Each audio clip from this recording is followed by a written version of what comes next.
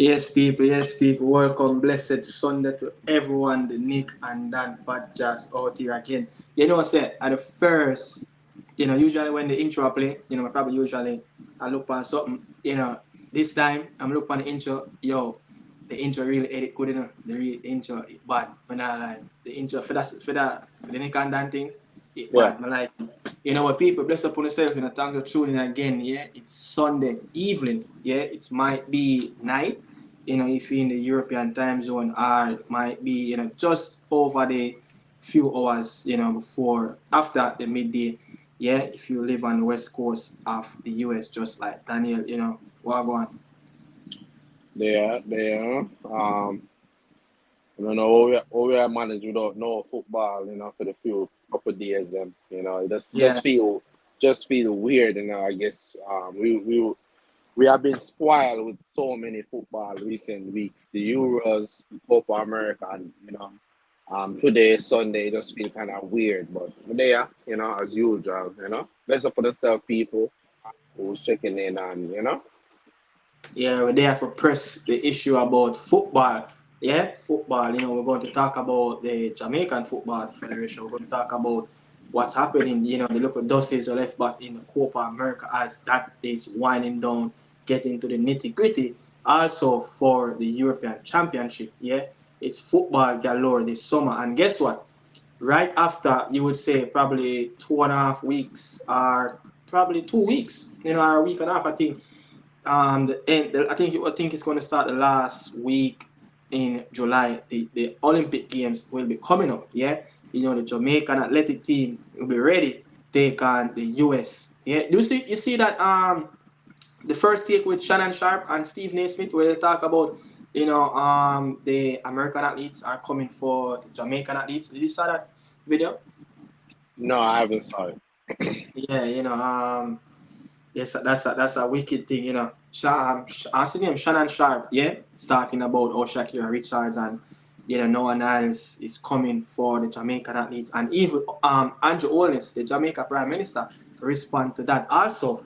Yeah, I don't know if I can find it, but if I can find it, I will play it, on here. But yeah, we're gonna talk about the Jamaican Football Federation, Copa, and the Euros. Yeah, and basically, that's it. But we're going to go probably around an hour and a half, around that close to 2 hour mark. Yeah, but let's see what's really going around. Daniel, one thing I want to start the show off with the Turkish Demarai and Jude Bellingham. Football is a biased sport. UEFA, you could see that there's preference. You could see the relationship with the Turkish people. You don't know because of the Jewish and all that. I don't really want to get there, but UEFA though, how is it that Demarai got banned instantly, but the Jude Bellingham issue, you know what is that? The sign that he made, after I think he scored that bicycle kick. The sign that he make and Yeah, point yeah, towards. yeah, Yeah, yeah. you know what's happening. So how is it that he got banned, but his ban is in advance? It is ban can last, in the pipeline for up to a year. He can get suspended, then he's going to get fined, but it's not going to be an instant one, just like, Demarai got, by showing that little sign. They said some ultra signs for the Turkish people, them, the ultra fans, Yeah. Turkish made, yeah. But I don't know, man. I really don't know. I really don't know how is that, but you could see a bias, and I don't know if you want to say something, regarding to that. Honestly, I think they know that there's a lot of off the field stuff going on in especially politics and stuff like that. Yeah, So I think they do look at they're basically policing everything that Turkey is doing, the players them are gonna analyze it, see yeah, what any symbol them put up, any symbol, anything that they put out, they will analyze it more. And I think with Bellingham, I think them probably look at Bellingham as in the moment, feeling himself, not too serious. England not really in the politics thing. Bellingham background now.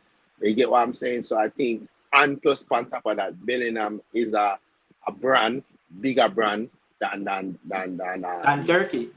yeah, you get what I'm saying. So Yeah. you want your the big brand to be out there, which as I said, I don't think Bellingham thing is deep. It's just in at the moment. You get what I'm saying? And then the Demiral thing now, the Turkey thing, there's a lot of off the field issues going on.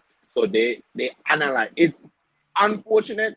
If you're gonna suspend one, you should suspend the other one. That's my take on it. You get what I'm saying? Why not give So Demarai, why not give Demarai a suspension in advance, just like what he did with exactly, because Jude Bellingham suspension is still out there, he still can get it at any time they decide to do it. But I don't think they're going to do it now. yeah, but that's the thing, because so many off the field politics going on. So they're like, oh yeah, get this suspend him. And then if them to suspend Jude Bellingham, one of the biggest football superstar in the world right now, having as one of England best player, one of the favorite to win the Ballon d'Or. He probably one of the face of the tournament, the Euros, and then Yeah. you gotta suspend him because I heard people saying that the Euros have been not up to par as far as quality. Like there's a lot of games going to extra time, is what I'm saying. So Yeah. to suspend Bellingham throughout the tournament, there was gonna be a lot of backlash. You get what I'm saying?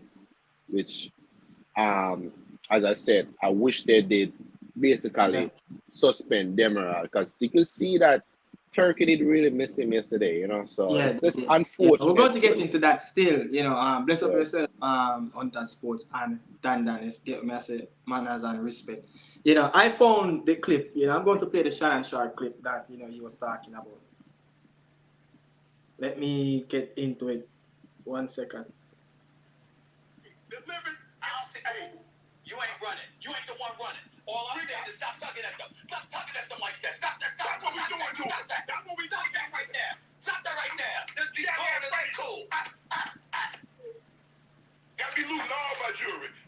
That's not the truth, Shannon. Anyway, that was Mr. Shannon Sharp last week with some words of warning for the Jamaican Olympic track team. Okay, Jamaica's Prime Minister Andrew Holness heard that and had this response. Listen to this. I was watching a video before of an American commentator saying, "We're coming for you, Jamaica." Of course, one commentator was saying, hey, don't do that because these Jamaicans, your talent pool is deep. And of course, so said, so realized, our talent pool is deep. Well, first of all, to America, the 1 point to appeal from all of this is clearly we're international. They watch the first take in Jamaica every day. That's number one. That's the number one thing. That's the number one. They watch it first take in Jamaica. Jamaica, yeah, man. I love you guys. Anyway, Shannon, what do you have to say now that the Prime Minister of Jamaica has called you out? You know what, like Queen Omega said, Little Lion, we're not international, we global. We global. And I stand by. Yeah, that's a little clip, It's a 10-minute clip, Shannon Sharp and Stephen A. Smith, responding about the athletic issues, But look, they're not the Reggae Boyz. The Jamaican athletic team, hopefully they can pull it up this season, in the Olympics. When the Olympics start, Olympic Games. Olympic Games start in 2 weeks time, I think. 2 weeks. In that 2 weeks time, something right there.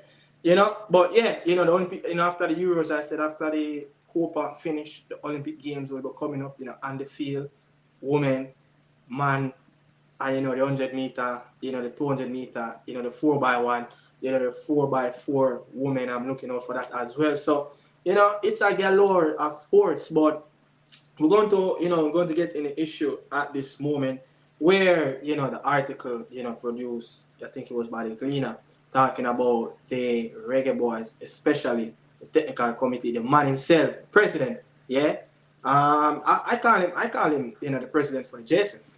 Mr. Rudolph Speid, the man who had all of the time. You realize with all these issues really going around, when last time I hear from hear a story coming out that the Jamaican Football Federation president is speaking about some issues, it's like he's dead silent.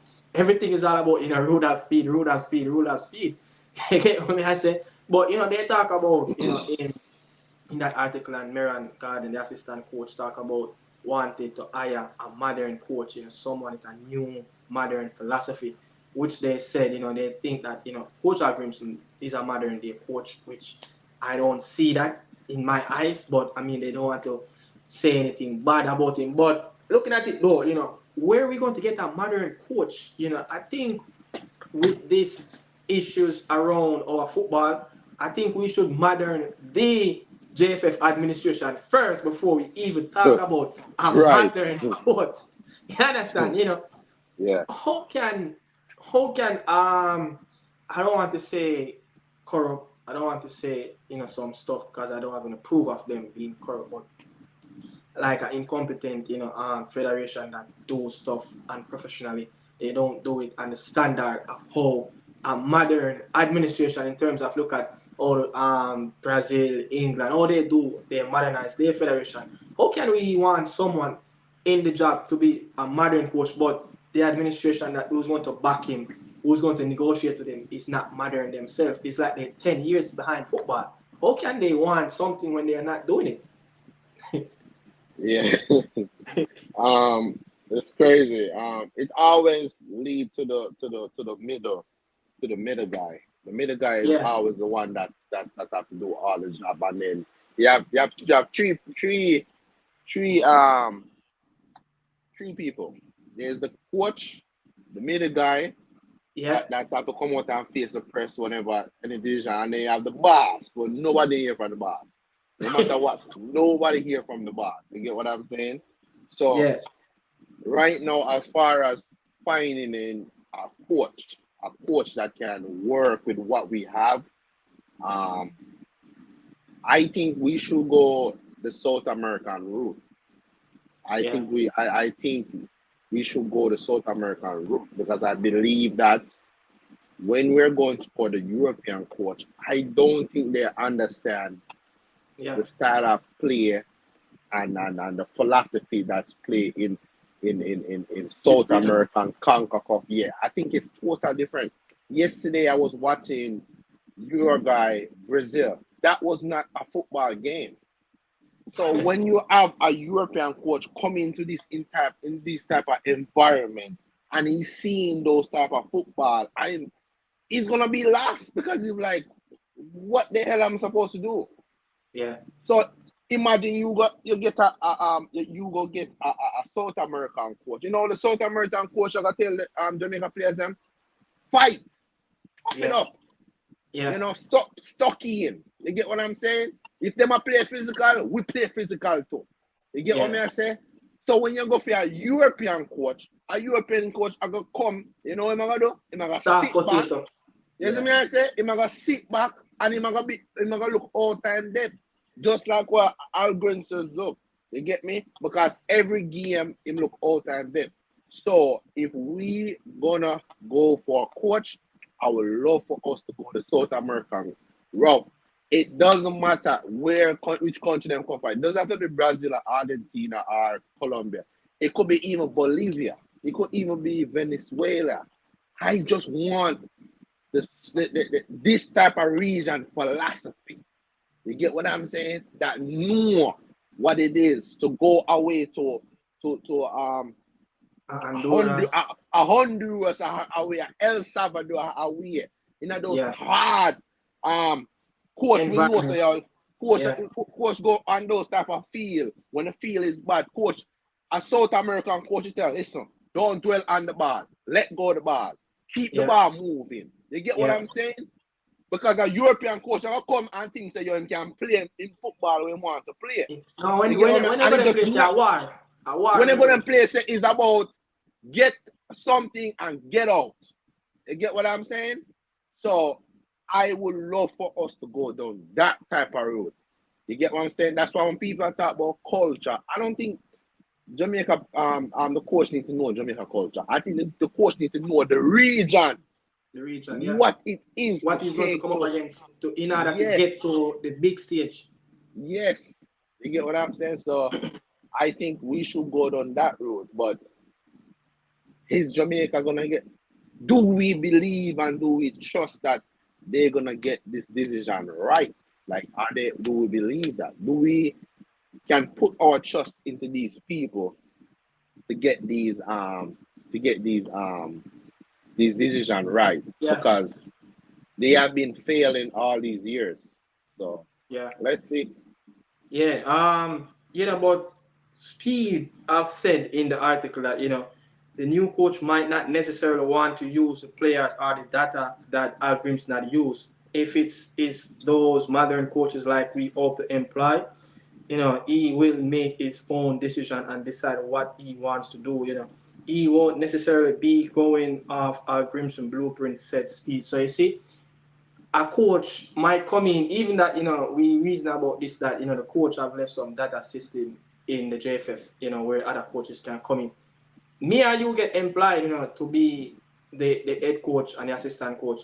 We might not even like that blueprint that coach have set, so it's a start. You could say that it's a start of a business. For the next 2 years, Yeah. it's an all over process. And they said something else in the interview. So they said, this is what I think goes on in the article again. How you deal with athletes today is not the same way you deal with athletes before. So you have to be well prepared for that. The Reggae Boyz assistant coach said so. Marian Gardner said that the way how you deal with way how you deal with the players then it's different than how you deal with them now. So looking at that, but they are not even like the man them not even doing the simple things. They just come in the press and just talk whatever the fans them would like to hear, so just to feel good. Yeah. They see these things that this is not how you deal with players. This is not how you deal with coaches, yeah? But Yeah. still, we're not seeing that reaction from the administration. We're not seeing it. Yeah. Trust me, we're not seeing it. It also went on to say, I think Coach Algrims is a modern coach. This is Marian Carter speaking. I quote, I think Coach Algrims is a modern coach and a person who did a great job over the past 2 years in terms of moving us from where we were in terms of how we plan and how we execute, Marian Carter said. He added, I think the technical committee just wants to continue on that same path and to see more improvement for the team. While Speed declined to comment on whether the JFF had any specific coach in mind for the post, he said a decision should be made in time for the next FIFA Men's International winner, which is September, which is the Nations League. So currently, they're looking out to get a new man in charge so he can come and roll on the dice against September for the Nations League, Honduras and against Cuba. Yeah, a very good Cuba team. Something that close to a Dominican Republic and a very upgrade Ronaldo Rueda team that we faced last year around this time. So it's going to be tough. I think we have Honduras. In San Pedro Sula. That's going to be a very good game. And we were talking about that's Coach of Grimson. It will be his first game on Central American side. So he can see what the challenge is to come in the record qualifiers and especially in the next round. So they're talking about changes. They're talking about preparation and how Alf Grimson execute. Next coach coming, Daniel. Can we trust these fellas in the administration? They said Alf Grimson, he moved the needle. He showed them how the team should be prepared, to execute certain things. Preparation, it's a big thing. Do we trust these guys in the next appointment? So can they carry out that message to the next coach? I'm gonna say this. Algonso is a modern coach, but I don't think in this region. I don't think his type of philosophy and how he wants to play suit our region, the CONCACAF, I don't think his type of football suit. I think he is a modern coach because he knows a lot of data and stuff like that. That's something what all the modern new coach. Yeah. modern coaches doing. But I don't think his way of wanting to play fit our players. But I don't trust this board.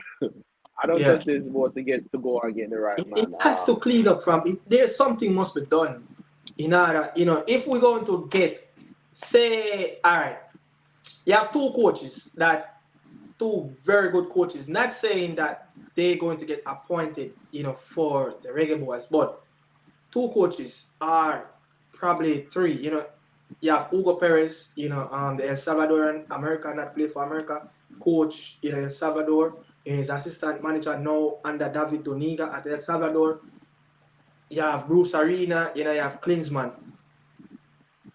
High quality coaches like those, I don't think they can deal with the issues and deal with the preparation and incompetence of setting up the international team into tournaments, going to FIFA windows. Yeah, make sure that the travel advisor, everything goes out to plan, everything laid out days before the players are coming. So I think they really want to say they want a first, like you say, America's a first world country. They want that first world coach, someone that really up in the ranks. But Daniel, I do think that if push comes to shove, then Monday will get the money. You remember the German, Winford Schaefer, at 6 million a month he used to get paid. 6 million a month, close to around 50,000 US dollar, he used to get paid. Yeah? Yeah. And when he get fired, you know how much money Tapa get? 3,000 US a month. just around 500,000, 600,000, So you could see the big difference. So there's money there that they can find it. Yeah, I know, for at times the JFF might go into cash trap, but money do their thing. Look, Schaefer signed that contract at 2013 and he left around 2016. Spent around 3-4 years. Yeah. 4 years, 4 years at a job. Yeah. From 2016, just almost a decade ago. You don't think the level of money that's flowing through from FIFA, that he does a little bit more sponsorship. Yeah. More money is in the bloodline of the JFF, but it's how they want to spend it and how they want to prepare and how they want to move around those dollars, so that's they can, do what them look behind the scene things. So that's why something funny them saying in cash trap, but money there, so I think if you put 6 million Jamaican dollar on the board a month, 50 grand, 50 grand a month for a good coach, will that coach accept that? I don't know, but again, if you can sell that coach the project, look at this. No US, no Mexico, no Canada. We have the easiest pathway to get in the World Cup, this region. Yeah? You know that India didn't make it to the next round in their region. India send out, they post something, they accept an application. The application ended, I think the deadline was the 3rd of July. They received over 200 applications. And you know which two coach in India want to apply? You know, the Mexican coach Miguel Herrera. That he's a coach Club America. They're looking for coaches like that. Yeah. India, I'm telling you about India. India, but they have a lot of money still. They have a lot of money. But when you look though, will those coaches come and team up with the Reggae Boyz? Deal with this. Remember, everything is out there now. Nothing is a secret anymore about this administration, especially these sets of men that running our football. There's nothing in a secret anymore. Yeah. The Leon Bailey interviews that he have done, other things that comes up, the coach has spoken about it. Remember, we were on just a few days ago on one of the biggest show on earth, the Copa America, the biggest tournament in the Americas. Millions of people watching it. Yeah, millions of people discussing the resignation of Coach Alf Grimson. Numerous times you're watching the journalists talking about the buildups for the Reggae Boyz. They're talking about the federation. So it's out there. That stigma is out there. You can't hide anymore. So any coach who ever come in at this, come coach us, they're going to do their research and they're going to look and like, am I going to, want to put myself in this puddle of mud, yeah, and get dirty with them, So I think you have to be careful. Once you go in the JFF, probably 80% allegedly already, your mind already corrupt already, just like Yeah. that. Yeah, when I say, you want to say something, Um, I think the money is there because you can see when we want the coach that we actually want, we yeah, spend the money. We yeah, spend the money. And then whoever we don't want to give the money, we give them whatever they want to give. Just like how we give Kappa basically chump change. You get what I'm something, saying? yeah, So I think the money is there. I just think that we have to sell the project to these coaches right way. You get what I'm saying? Sell them the project. You get what I'm saying? The right way to these coaches. And be honest. You get what I'm saying? yeah, Don't say something and then when the coach them come in, it's a total different thing. You get what I'm saying? Because we could say that's one of the reasons why Al Grinson is leaving. Because there's a lot of issues. You get yeah, what I'm saying? Before the guy did love to come in and then what? Him left miserable because he have to deal with so many off the so, field. so You yeah, get what I'm saying? So the next coach will get in, we have to do it the right way. We have to stay professionally. We have to be very good at communicating yeah, and let's at least for change. Let's go forward. The World Cup is in 2 years from now on. yeah. Let's make the right decision, get the right coach in, and let's go forward and let's do something. Yeah, we're so unfortunate that look, we sacked the coach. I think there's disagreement behind scene. I think they just said, look, enough is enough, but they just want to do it the right way.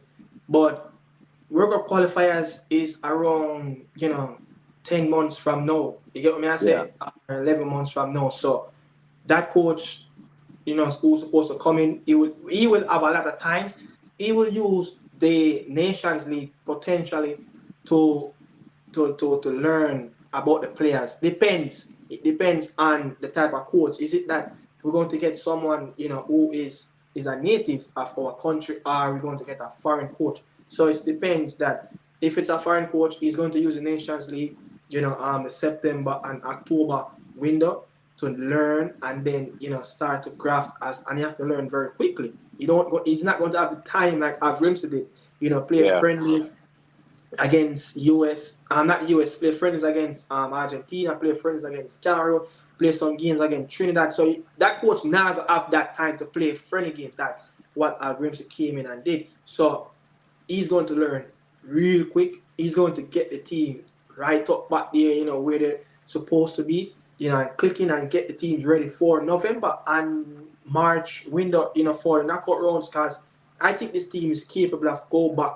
into the semi-final for the Nations League again, looking at our group. And, we can be a Panama, a Canada at any time, even though it's a different Panama team that we face March gone. It's a different Canada team that we face in November. So it's going to get much harder. It's going to get harder.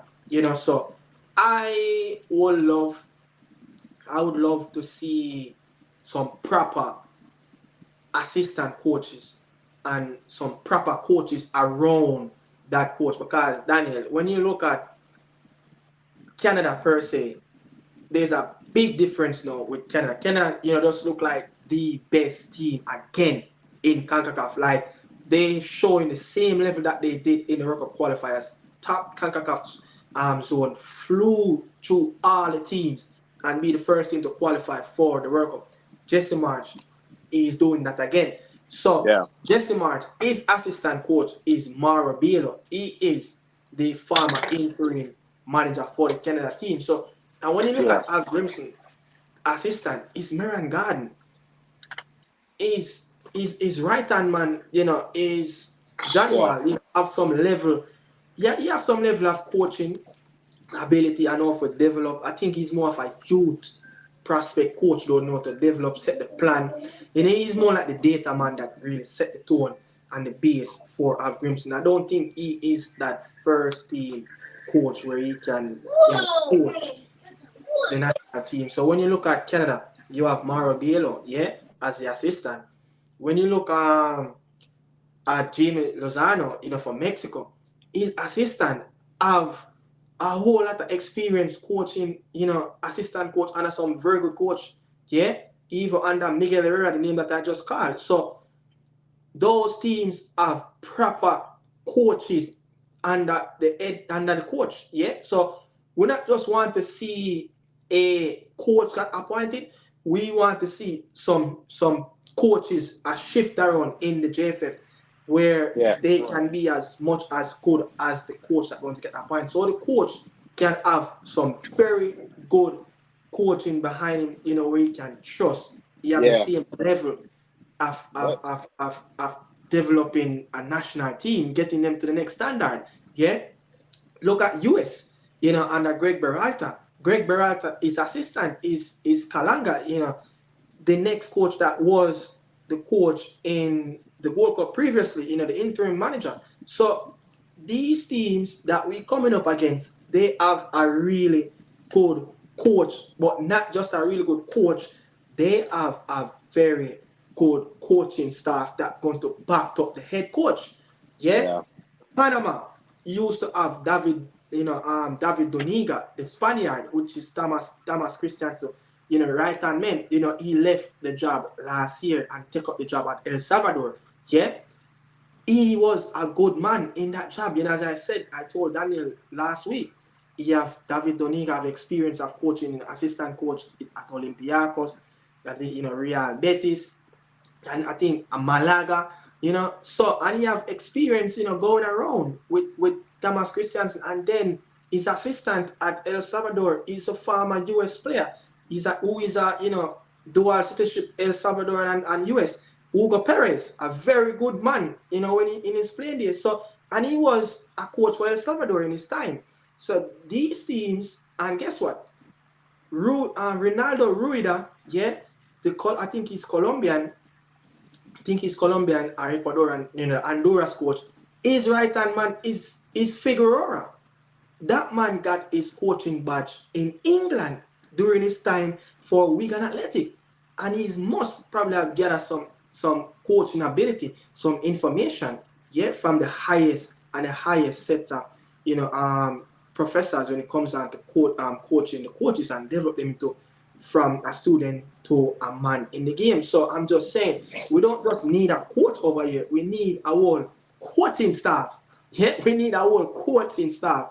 And I love, Oav Grimson, Brad, that goalkeeper coach. I think he's a very good goalkeeper coach. He once was a part of the Icelandic team in the major tournaments when, even before Al Grimson was the manager. So we need, I don't think Marian Garden is good enough yet. He's not there as yet. I wouldn't want to throw him away. I would love to keep him and bring in, more professional coach where they have done it on the highest level. Bro, so he can learn from them. Bro, we're not running a charity, bro. We need to get. We need man on the serve no purpose on the team of the league. You get what I'm saying? If we're gonna, as I said, if we're gonna bring in a coach, you need to bring in the whole staff, the whole team.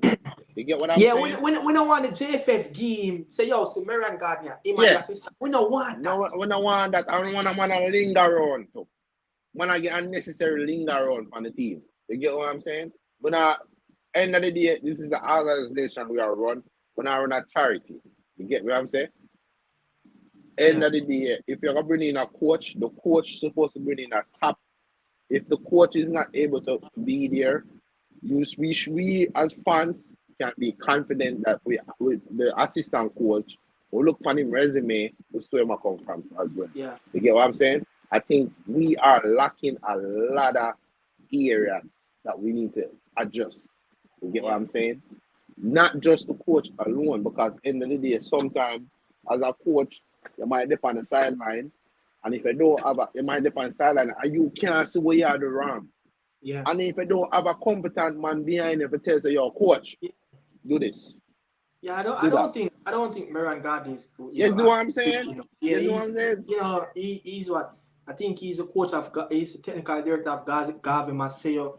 I think he have coached a Premier League team for a short time. He don't have much experience. I think he have like probably a C or a B license in CONCACAF region. That's not good enough to be, you know, the Jamaica team have reached a level where we need high quality coaches because we have players like Leon Bailey, Demarai Gray, Ethan Pino, you know, Andre Blake. We have top quality players that play at the highest level. So you imagine them man there and a coach where when I really have the idea what is he doing in the capable of helping the players them. So imagine him talk to one of the man them play overseas. Man them play look for them and say, what? What am I saying? You know what I'm saying? They have no respect to them man there. Because them look for them and say, sure. Yeah, you know, I think, you know, yeah, we don't want a man to really get the job as merit. But reason why I said though, necessarily I would I want to just dash him under the bus, you know, why? If I'm not saying for dash him under the bus, you know. But hear this, sir. What if you hire a coach and him don't want him? I don't want him. Oh no, fine. No, fine. Agree. Agree. Yeah. Coach, yeah, agree. Coach. Yeah, agree. But the thing is that I think that the board should give the coach the right to choose who he want to be there. Yeah. You get what I'm saying?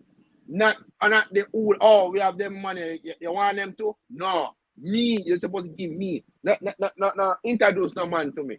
You get me? I say, me, I bring my man them, and that's it. Yeah. You know what I say? Yeah. So I see. Yeah, man. Yeah. Look at United. United, think I'm bringing all of them man them. Can Emma get rid of all of the money, man? You know? So yeah, the deadlocks them. I get rid of the deadlocks them. Yeah. So yeah, I think, you know, we need changes around the coaching staffs. Yeah. We need coaches that, you know, have that high level of ability can coach these players that's coming from all over in Europe. And we don't just need a coach again.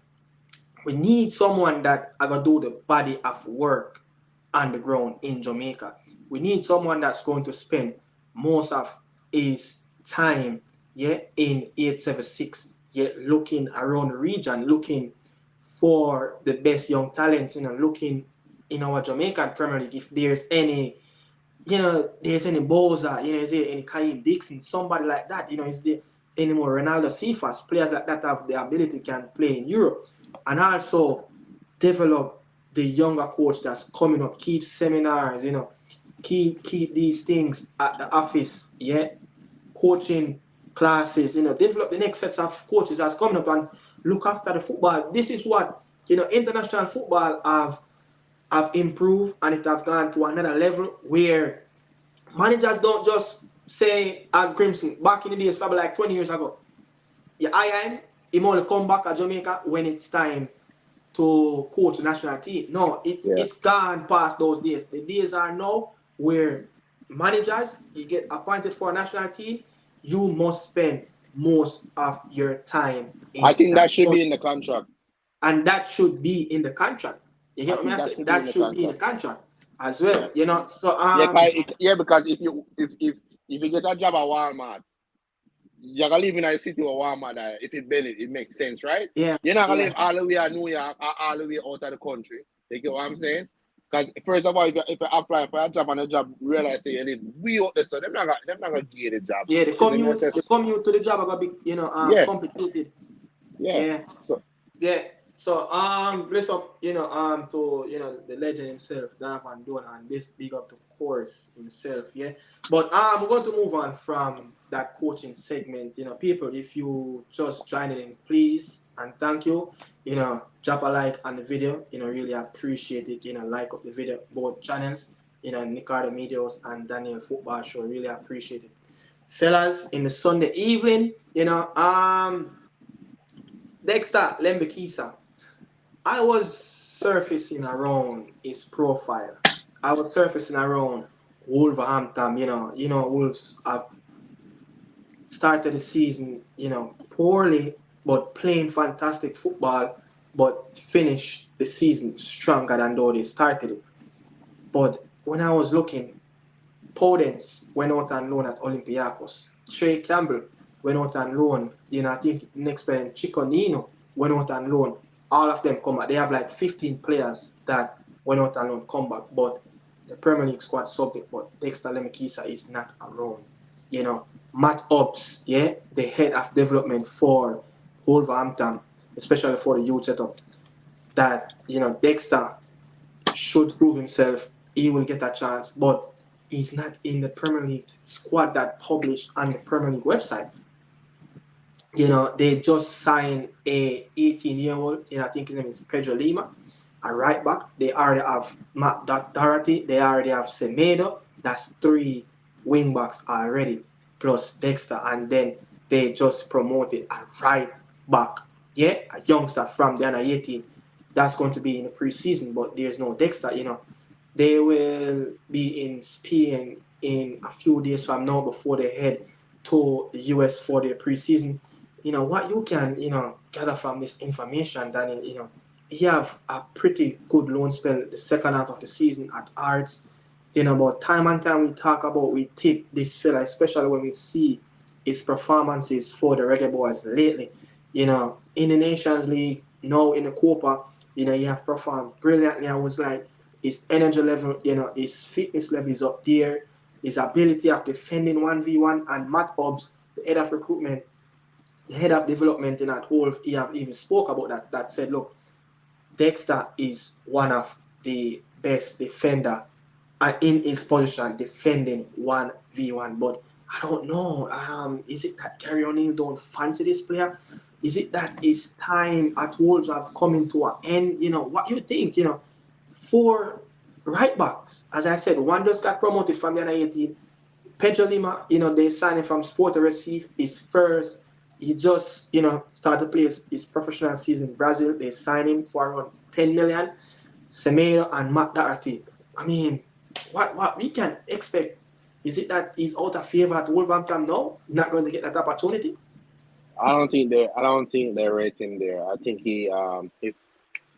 he should start looking for a move, because Yeah. he's been there for a while now, and he can't he have not get a breakthrough to the senior team. And I've been watching Wolves, and I see they brought through a lot of young players through the academy. And Over that player to play for Liverpool. Who? I think his name. He's coming from Liverpool. His last name starts with H. I think it's Over. He's also there, I think.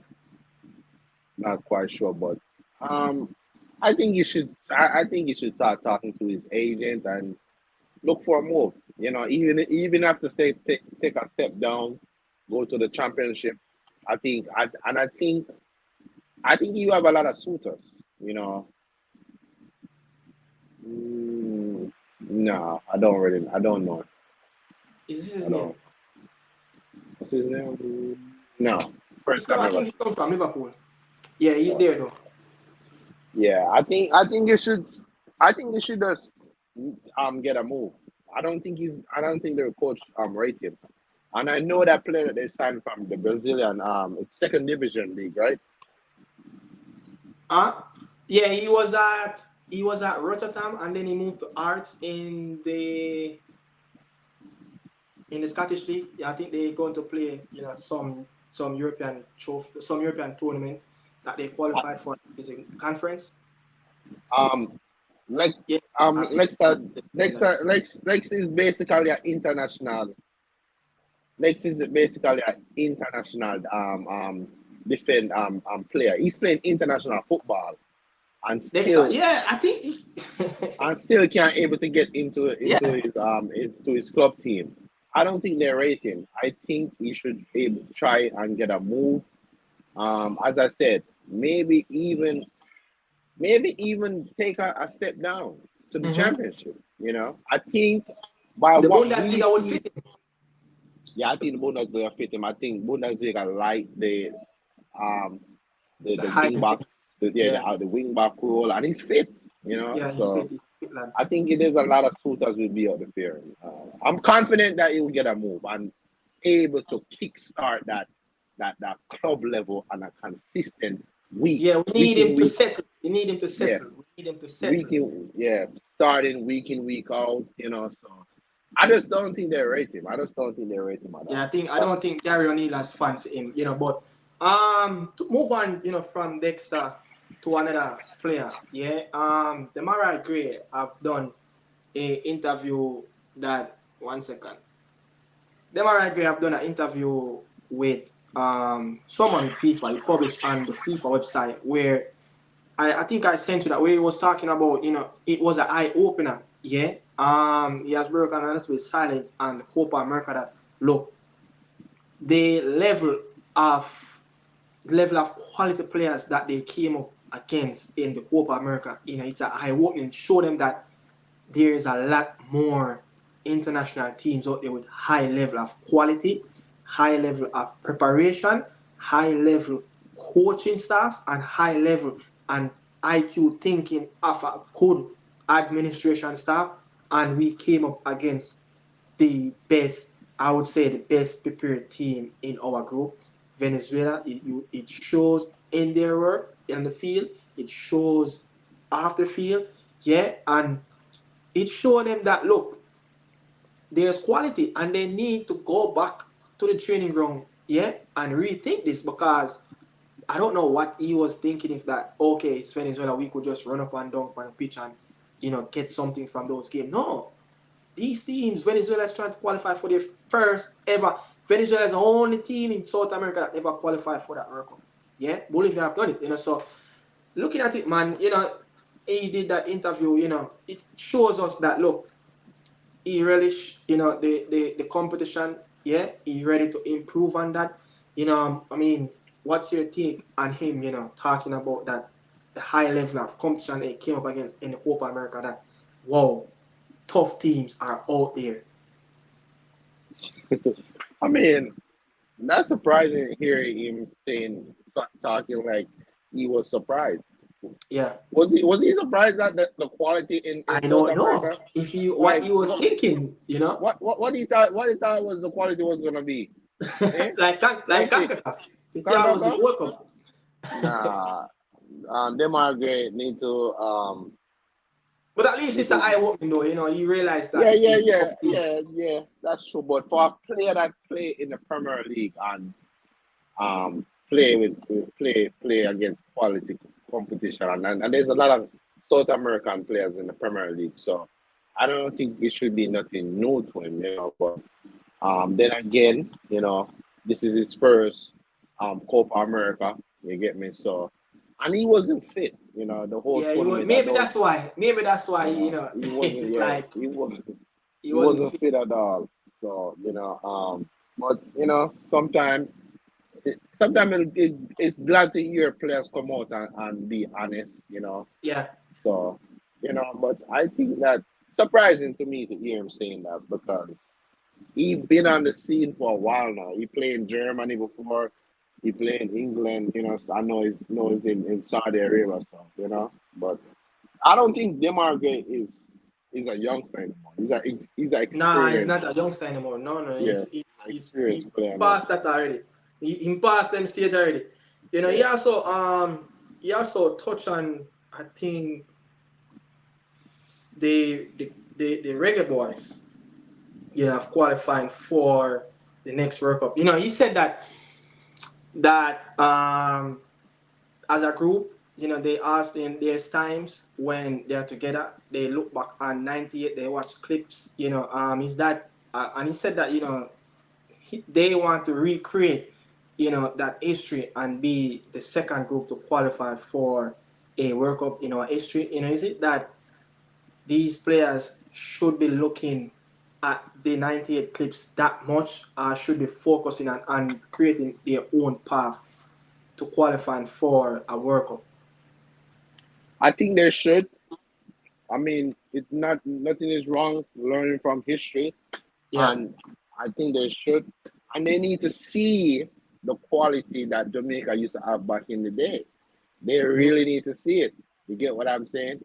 Maybe they could learn a little bit. You get what I'm saying? And they can see the passion to wear the black, green, and gold jersey. You get what I'm saying? Yeah. So full stadium. Yes. and they were like, damn, you have them say 1998, this has stadium, it's full.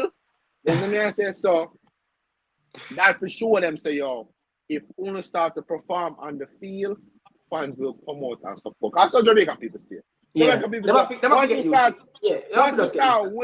Once we start win, they will start come out and support.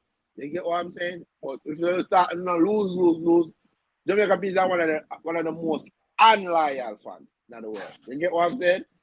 England fans will show up every day, no matter lose, win. But Jamaican people are all on here win them come out. All on here win. You see me? So I think nothing is wrong if they watch back the old video them and learn and look and see these players was passionate. You get me? And it should fight, and then it should give you an example of how it feels to qualify for the World Cup. Goosebumps should run through your skin. Yes, that's what I'm saying. Like how it gonna feel when they make it to a World Cup. You know, there's nothing bigger than the World Cup, and you make it and you play for your country. So nothing is wrong to, you know, but at the same time, they should able to build their own legacy and stuff like that. Yeah. Great, you know. Yeah, and show that, you know, I think watching those clips should show that, look, you must wear this jersey with pride. Yeah, you're willing to run through a brick wall, you know, to do anything for this national team to get the job done and get the 3 points, or if we need just 1 point to get the job done, whatever it takes. Yeah.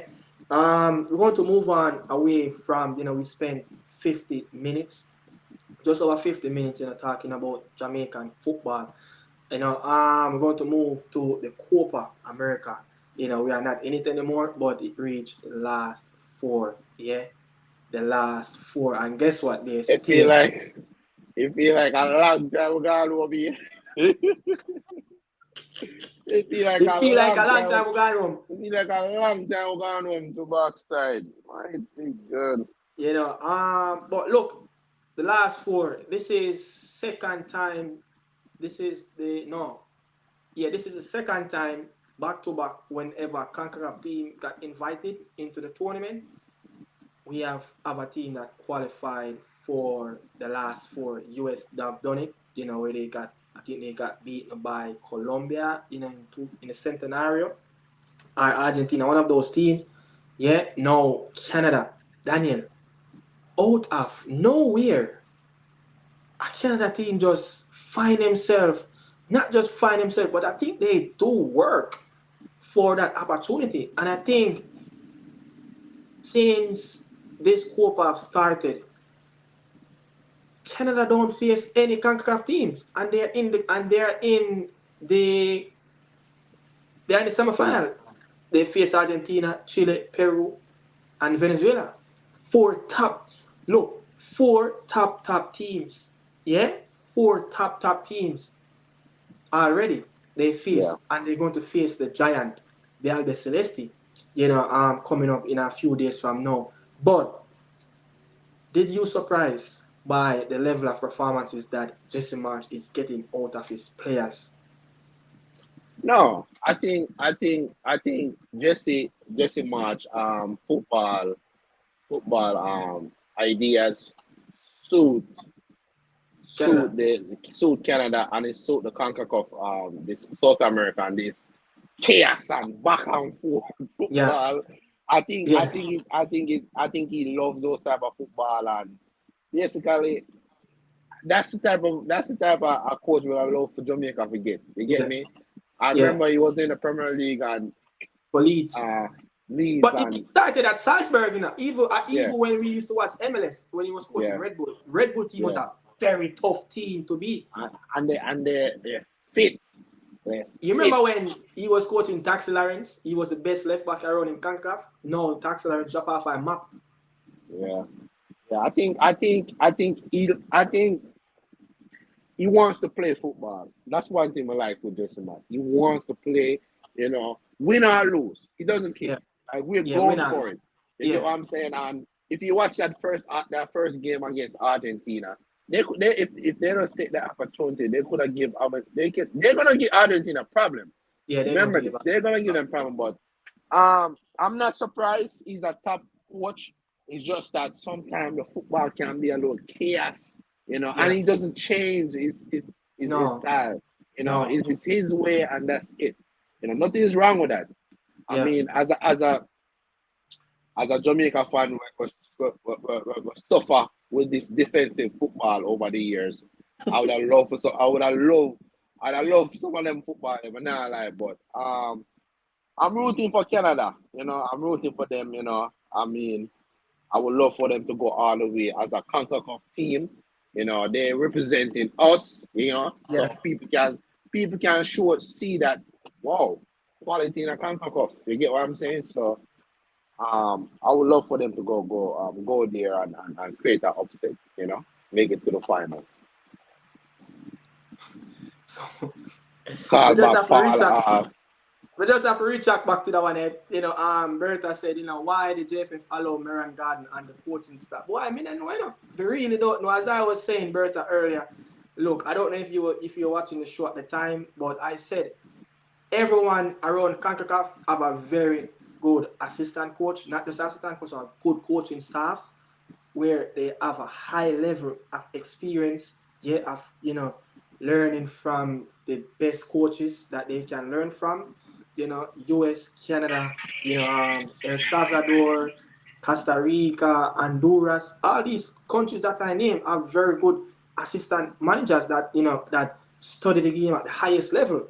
And I don't think Meran Garden equipped enough as yet. He need to go out there more and like what Miguel Cole is doing. Go out there and experience more of football. Get a higher coaching badge, learn from higher class coaching, around the world. But Yeah. I want to go back there, man. But yeah, big up yourself. But Barter, we not call back Paul. No. Why? Paul available I know after 10 years him and QPR have part ways, No. So I don't know Paul is available. But Nah, we need fresh. We need fresh. We need something fresh. Exactly. We need something fresh. And why they never give him a job in the first place? If that's the case. Paul never want to give up his job for the QPR and the 23 team. I wouldn't. Cause guess what? Give up that job, Yeah. That's our most reliable sources. The JFF can get up anytime I say me not pay today. Exactly. Me don't want you for the job again. He been around the JFF. I didn't know things are all foolishness with them going with. So him probably say, we can come do a job for a local time, but no, we don't want it. Yeah, man. Paul, remember say Paul is a play for your country, so he know what it is. You think the man keep up in main source of income QPR for JFF where he knows to look. The man can get up anytime and decide to look. As much as you're on a contract, we're bankrupt for a month. You're not getting the money for that month, and then him and then I don't crazy thing. They're not do that against the man overseas, like them go for a coach overseas. No, that but we Jamaican alone and do that. Why? Why? Evil the players some of the players that did play in the road to Russia, the man them owe them around, I think it was around 2-point-something million Jamaican dollars of salary, the players that played in the road to Russia.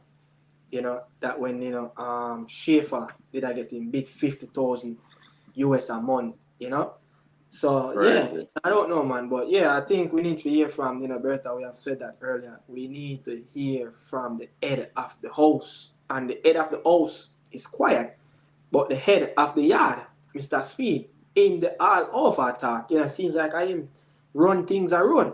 Mr. Rick is locked up in the basement and listen to everything. Quiet as a lamb. But I think Canada, they didn't really surprise me. I tipped them to get in the knockout round, but didn't tip them to get in the semi-final, which I was hoping they probably would have faced a Reggae Boyz in the quarterfinal. I was probably a little bit probably overreact of us, finish on top of group being Copa, but it didn't work. You know, but look, you see what a very good coach can do in just the quick as a blink. You know me? I say very good coach come in don't need Yeah. much time. Him setting football straight, identity is there. Look, and the thing is, Canada playing with some good players and MLS players. You know, they have Schaffelberg that play for, I think, Nashville. They have the keeper, Cape that play for Portland. Yeah, Bambito, I think Bambito play for Montreal. They have Larea play for Toronto. They have Osoro play for Toronto. They have like 4 or 5 players that started in the last year as MLS players. And you know one thing I like what Jesse March have done. You know that he graphed this very early. Yeah, as I said, he's from the region. He understands what it is to play against Cannibal and Central American teams in the CONCACAF. He's using Laria, which is a right back, and he's using John Stones. Yeah, and he's using Alfonso Davis. Like, remember that, Daniel? Alfonso was playing as a left winger under Mauro Biello and John Erdman. And then he plugged him back. Hey, you going to play at left back for me. That's a big call. Yeah? You're going to play at left back, and you're going to lead the team at left back. I think that's where he's supposed to be playing. I think when he's playing wing, he kind of hold on to the ball too much. Yeah. He overdoing it. I think Justin March did the right thing. Put him where you play, where you're at the best. What make you become a top player, left back. I think that's the best thing to do. Put him back where he's supposed to be playing. I think that's one of the best decisions that Jesse March did. Yeah. So big up to Jesse March. You know, it must be hurting the US to see that a man that wanted the job so badly, they overlooked him and decided to stick with Greg Berhalter. You know, but look, the US have learned a lesson. Next time Jesse March is available and they need a coach, they will apply. They will employ that man into the space of the US men's national team. You know, but move on from Canada, as you know, the rivals that they're going to come up against in the semi-final, Argentina. Oh my God. Bro, what's wrong with Argentina? What's wrong? You know, the level of football, it's like, I don't know if we get over hype of what they did in the World Cup, of what the performances are. Is it that the Messi is no goals, no assists? Is he going to go out in a major tournament like Cristiano Ronaldo, no goals, no assists? Cristiano Ronaldo got the assist. It's possible. Cristiano Ronaldo got the assist. It's possible. I don't think people need to understand that Father Time I catch up, and I think Messi now. I think you can see Messi is just not Messi anymore. You know, the legs is not there again, and you know. So then again, Messi can just turn up semi-final score actually. That's what I'm saying. You know, one thing though, I have to give Lionel Scaloni this. In the past, where you have different managers, coaching the Argentina team, you don't see they sets up a team of warriors. I think Argentina and Lionel Scaloni have found that identity of what the manager did around, you know, Diego Armando Maradona. Yeah, I would say probably that our Diego team probably would find more quality players than no. I don't think, you know, these players are really on that level, to be honest. I could be wrong by saying that, but when you look at McAllister, you know, Enzo, you have Paredes, you know, you have Rodrigo de Paul. I don't think those players in the past probably could get in one of the Argentina team. You would say with the early 2000s could probably get in that team. You know, when Diego Simeone was playing around in the late 90s.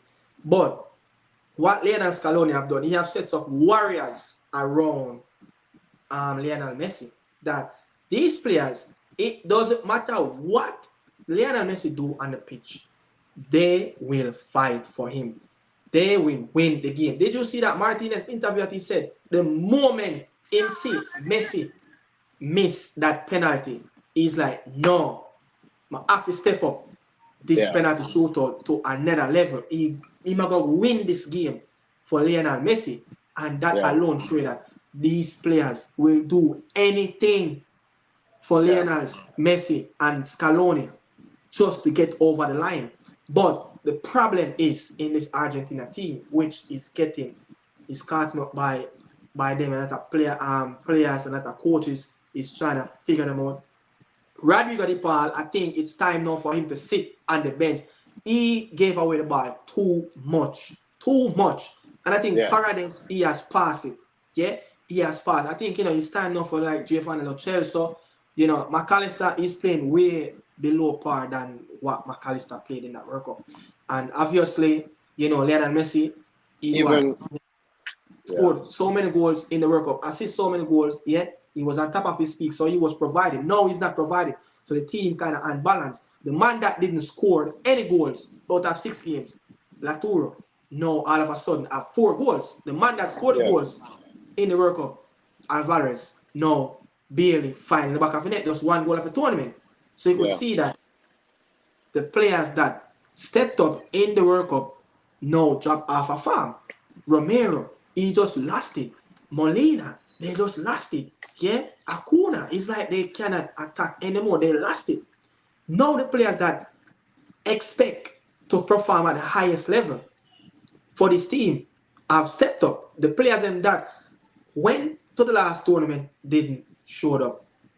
No performing. The players that showed up last time not performing. So you see the unbalance. But Argentina, the Canada team showed them up. Chile showed them up that this team can be beatable. Your take? Yeah, I think they are beatable. I think they're very beatable. Even Enzo Fernandez, he doesn't look good neither. So look unfit, again, very unfit. But then again, as I said, Argentina know how to get it done. You get what I'm saying? I think coming in the semifinal, I think you're gonna see a different team. I think you're gonna see a different team. You're gonna see a different fight. So I expect quality to get improved. The quality is there. I think some of the players that last World Cup was 2 years ago. So some of the players get a little bit older. Form is not great as before. So and they're just coming off a long season. Is what I'm saying. So maybe some of the players are tired. You get what I'm saying. So not making excuse, but I expect them to have a response coming in the semifinals against Canada. But I think man like Perez, they need to move him on. I think Demarai is a little old as well. I think he's gonna be moved on soon. So but he's producing the goods. He's producing the goods, but if you look on the squad, is a much more older squad than before. They have Garnacho on the bench. He came on the other. Not getting much game. Yeah. Who play on the left side? Is it Messi? And then Alvarez up. Sometimes Lo Celso. Is it Lo Celso? Yeah, I think the coach needs to give Garnacho a look. Yeah, the Fiorentina, Nico Gonzalez play there sometimes. Yeah, so I don't know. I expect a response from Argentina. I'm not gonna talk too much about them. Say something is wrong. I don't think something is wrong because I just think that it's just one of those things. Look on France. Yeah. France don't do nothing in the Euros and they're in the semifinal. Argentina doesn't they have not have a good game and in the semifinal. So sometimes it's all about results in tournament. It's not always. But South American fans, they have this high demand of want to see something on the pitch. They want to have that. They want to have that ole. They want to sing in that muchacho Argentina. They want that. I don't think they are because I feel like because they are the won the World Cup and they are the defending champions. The users. Mm-hmm. Maybe Brazil have been poor. I think people want to see Brazil with something better on the field. But Argentina, them can't get over it because they have been winning things recently. Yeah, You get they what won the I'm saying? last So, two major tournaments. yeah, so I don't think their fans really tripping off that too much. Maybe I think they're happy to get in the semifinal regardless if a penalty shootout. But yeah, they just need to improve or else I think Canada gonna give them upset if they're not improved. Yeah, but I think they have to really be careful because when you really look at how Jesse March, a 4-4-2, he's going to go with a 4-4-2. He's playing 4-4-2 throughout the whole tournament, and Man to man.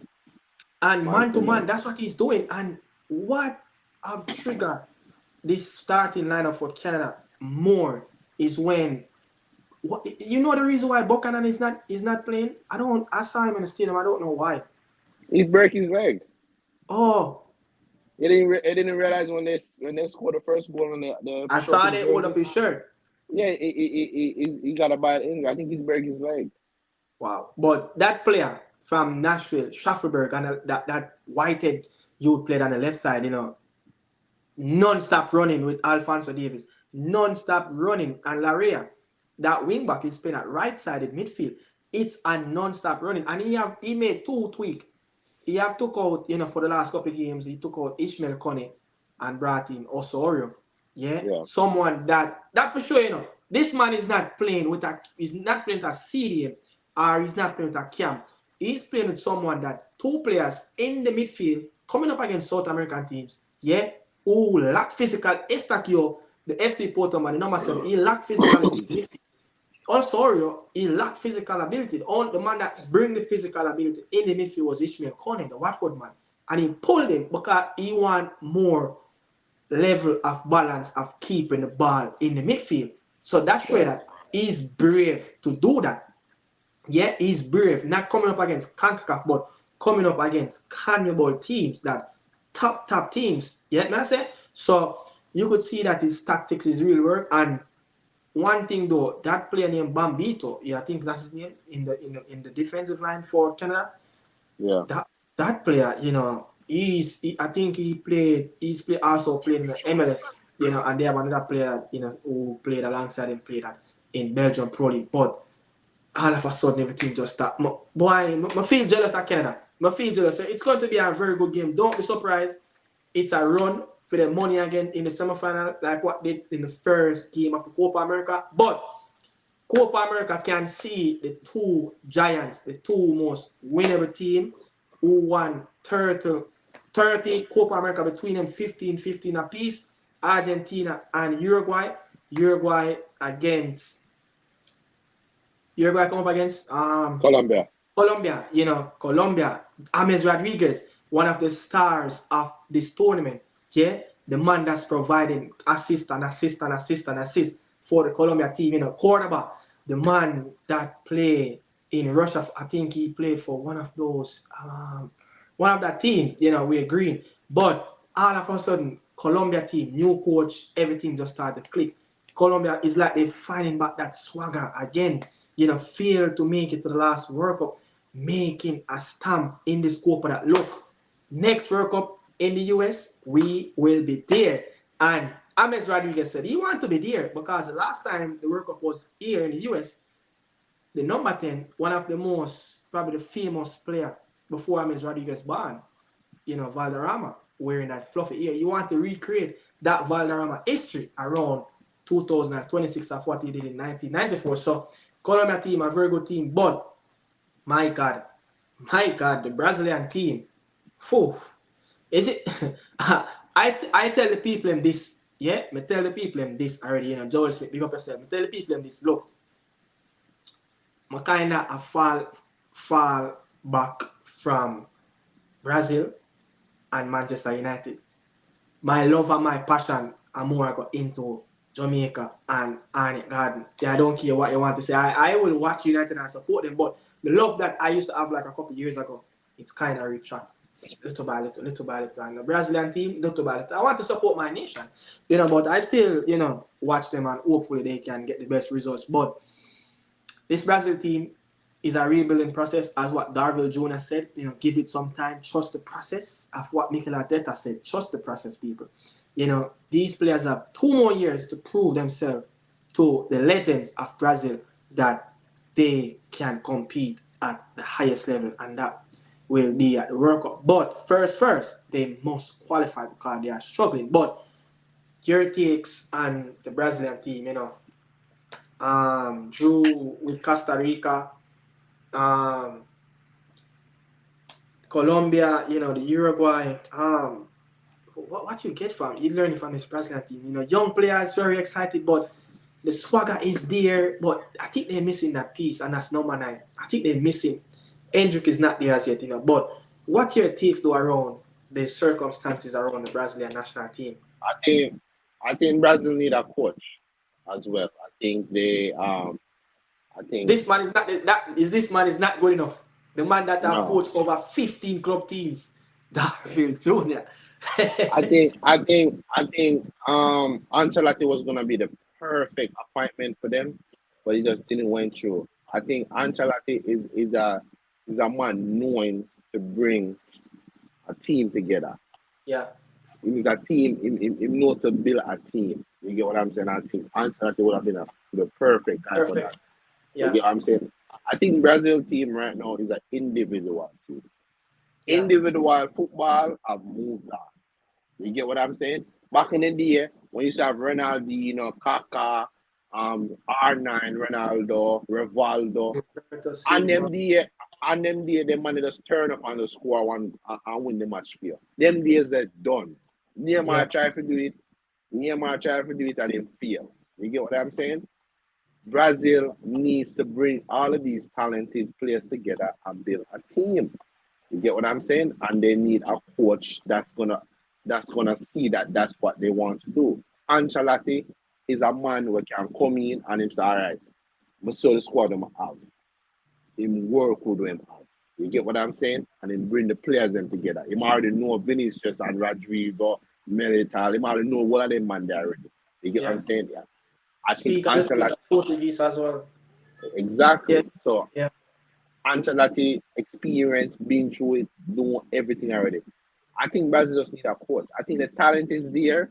I just think they need a coach. I think that game against Uruguay, as you said earlier, you don't think that was a football game, it was a war game. Not a football game. A man that with so much experience, Darville Jr., the coach, know that every time Brazil play Uruguay, it will be a showdown. Yeah? You saw what Arugo did to Hendrick? Yeah. Oh my. And people say you're Hendrick already. What kind of look, you have to give him time. That's his first start. That's his first start. Yeah. I think it was so wrong for Darville to start Hendrick. Why I said that? I know for I was saying, look, please, with the likes of Vinicius Jr. out, let's play Martinelli on that left-hand side. Yeah? Let's play Rodrigo through the middle. Or let's play Rodrigo, as a false 9. Or if you don't want to start Martinelli, play Evanson, the FC Porto man that scored loads of goals in the Portuguese league. But, just a couple of games under his belt. No experience. But at least, if you start a proven striker in Europe, Evanilson, yeah, he's more stronger on the ball. He's a little bit more taller. And every time, Bielsa, I have to give Bielsa this credit. He know that, the tallest man up front in that Brazilian attacking force was Rafinha and Paqueta. And 2 players that hate to go era duels. They hate it. Uruguay are so physical in the air. They are so brilliant in the air. They want all the balls that come in the air. And especially the second balls, yeah? Bielsa pressed the Brazilian team. Yeah, I even see Alisson was having a lot of communication with Marquinhos that they're confused of how to play the ball out. And what he did, he squeezed them as deep in their own defensive area and in their own box. And Alisson at times have to go long. And they have to go long. And Paqueta after running from 10 yards into his own half, going into the attacking half, just to try to compete with the air balls. And when he give Rafinha the ball on that wing, he's losing them.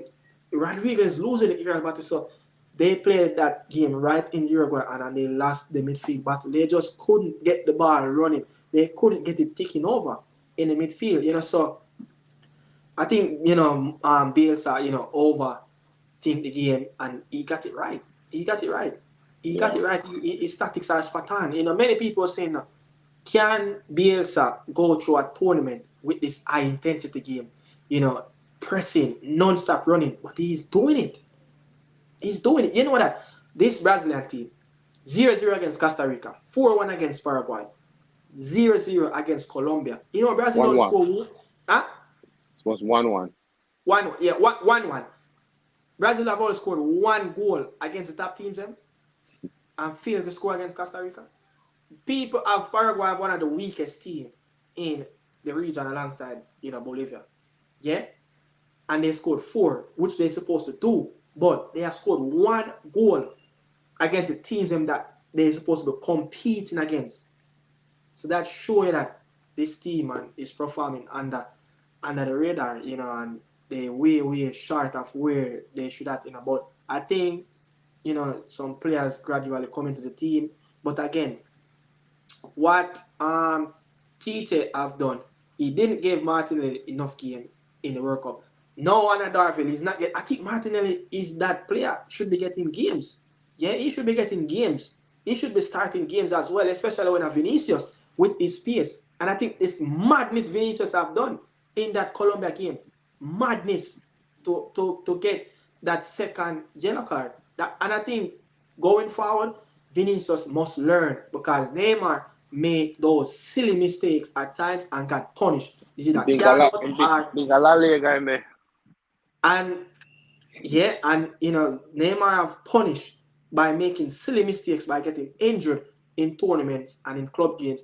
And I don't think Vinicius going forward should be making those mistakes. Vinicius should lower the referee ears. I don't know what him and the referee is. Yeah, so sometimes he just get too emotional, by going to some rational challenge, and you just bite the dust. And Brazil didn't make it to the next round. I think, I would love to see a Ruro coming up against a Vinicius on the right hand side. Yeah, could be a wonderful battle, but Brazil going to have to be preparing for the Carnival qualifiers that's coming up in September, a month and a half from now. But moving on, Daniel, the US men's national team. Is it a failure? They call it the golden generation. Is it the golden generation? No. Is it the golden generation? They failed. They not managed to get out of a zone with Bolivia, Panama, and Uruguay. A zone that they were torn to finish on top. Yeah, I don't know where the Americans did. Yeah, they fail, but I don't see where this golden generation come from. I mean, you could say that like most of the players them have back in the days, not compared to now, they have a lot of players that's playing overseas and playing in a very top league. And you could say that, but when you compare like Belgium golden generation, Spain generation. But they compared it to a generation that beat, I think, they beat one of those top teams in 2002 with the London Donovans. I forgot.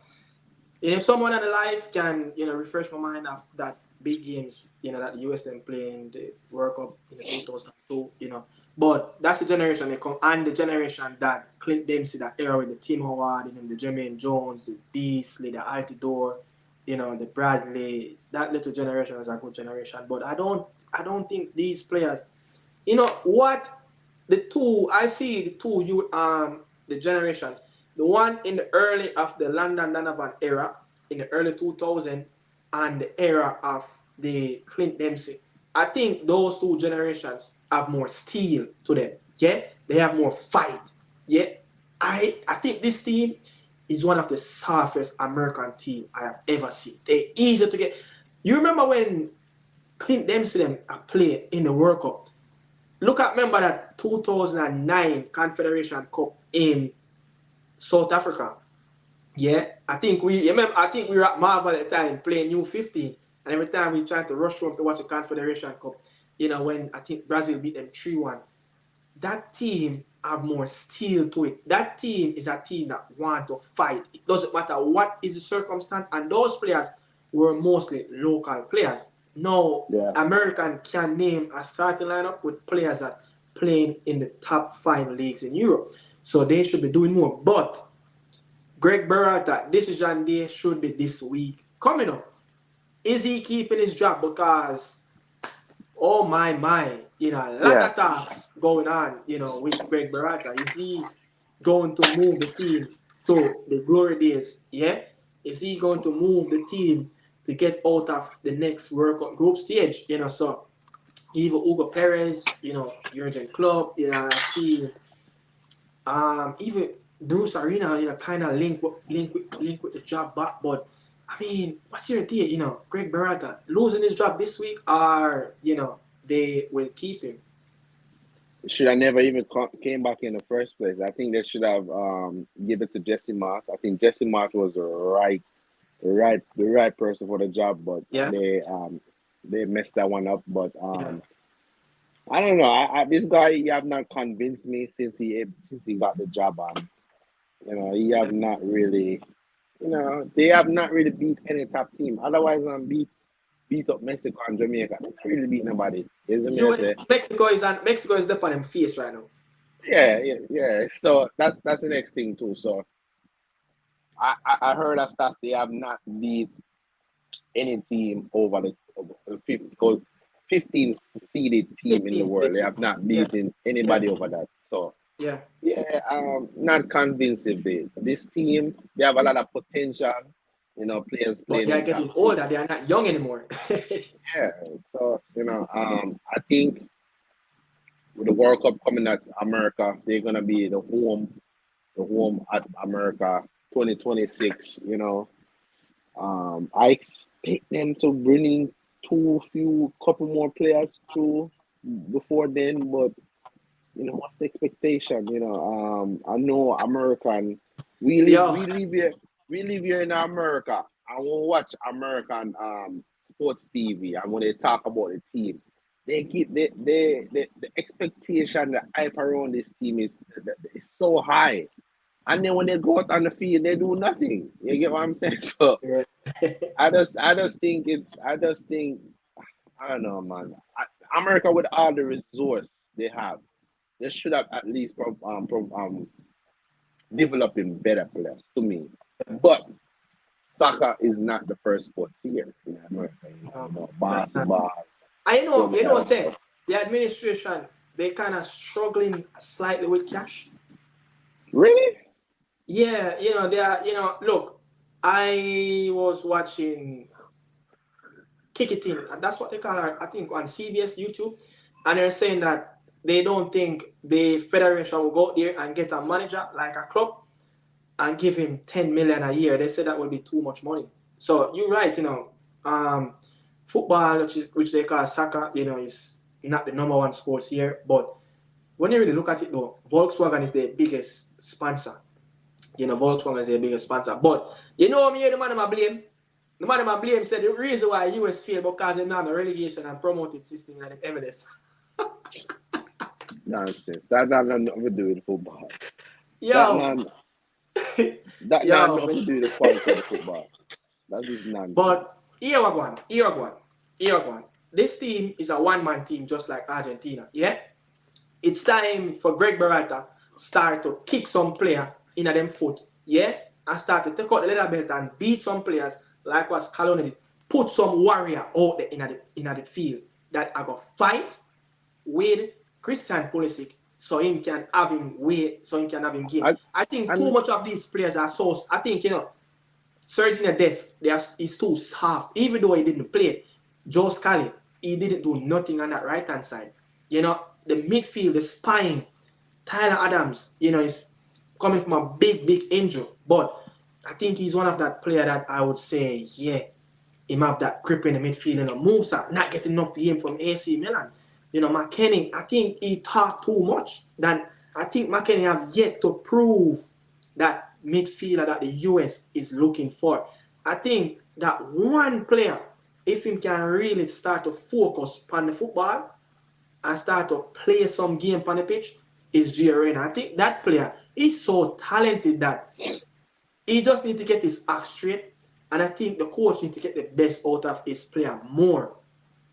The striker position, he have, Mr. the soldier, Sergeant, him have Ajirai, him have Boligo, him have Pepe, him have these players, him have Brandon Vasquez, him have Dyke, him have so much players, but he's not managed to get the best out of those strikers. Yeah, Boligoon got a goal in the Copa, but when you really look at it though, Team Weah is yet to prove the quality he have. It's only Pulisic is the player that you'd say, whenever he put on that shirt, it no matter if I play for Dortmund, Chelsea, or AC Milan, yeah, he is the best player. And he showed that, look, he once was a youngster in that generation, the last real golden generation with Dempsey. As a 16, 17-year-old coming through the rank, he have that level of competence and play at the highest level. I don't think these players, I think they are overhyped. And I think, Anthony Robinson, he's a very good player on the left side, but he's not consistently playing on the level where he's supposed to be playing. And I think when you look on when they're starting lineup, they are not getting enough games. Boligoon scored loads of goals, before he joined Monaco for Reims, yeah? But not managed to recapture that farm. Timothy Weah, in and out of Allegri team, playing at right wing back. McKennie, yes, he played very good under Allegri in that system, but didn't manage to produce the goals and assists. But his level of playing in that midfield, it's above where he played last season. Musa, less minutes under Stefan Pioli at AC Milan. Tyler Adams, we just said it, he's coming off a big injury. Yeah, G. Arena, on loan from Dortmund, come to Nottingham Forest in the Premier League, again, not getting enough minutes. Sergina Dest is not there. They playing Joe Scally. The keeper is out of redeem. He's not getting enough playing time. Since Nunes Prosito came in at Nottingham Forest. So their players are not getting enough games. Christian Pulisic is the one that really played really well in Europe. Yeah. He broken that Ricardo Kaka record of getting the most goals, double digit, from midfield era for AC Milan. That record that stands since 2018, I think. 2008. So he's the man. But I think though, he needs to look at that diagram that Lionel Scaloni did with Lionel Messi. He needs to find that blueprint of getting some players with balls, of steals, of that art. When you look at the past US teams, the man them want to fight for them team. I think these players are too luxury. I think they love too much. They get that hype. They're like, oh yes, World Cup is coming into the US. We got this week.